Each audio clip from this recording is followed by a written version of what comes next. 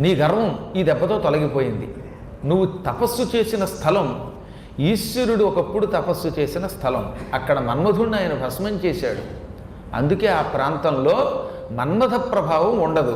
అది తెలియక నువ్వు మన్మధుడు నన్నేమీ చేయలేకపోయాడు అనుకున్నావు. నిజానికి మన్మధుడు నిన్నేమీ చేయలేకపోవడానికి గల కారణం నీవు తపస్సు చేస్తున్న స్థల ప్రభావం తప్ప నీ తల యొక్క ప్రభావం కాదు. తల ప్రభావం కాదు, స్థల ప్రభావం అది.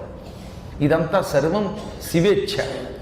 శంకరుణ్ణి శరణు కోరావు గనక శివశివ శివశివ అన్నావు గనక ఇక నీకేం ప్రమాదం లేదు. శివశబ్దం సచ్చిదానంద స్వరూపం, శివశబ్దం నిర్గుణత్వం. శివ అంటేనే శకారంలో సమస్తలోక వ్యాపకము వా ఆ వ్యాపకమైన అనంత శక్తి. ఒకటి వ్యాపకం, ఒకటి అనంతం, ఈ రెండూ కలిసి శివ. శివ అంటే సర్వలోకములలో వ్యాపించిన అంతము లేని, ఎంత అని వర్ణించలేని శక్తి. ఆ శక్తి నిర్గుణ స్వరూపం. ఆ స్వరూపాన్ని తలుచుకున్నాక ఇక పాపం లేదు.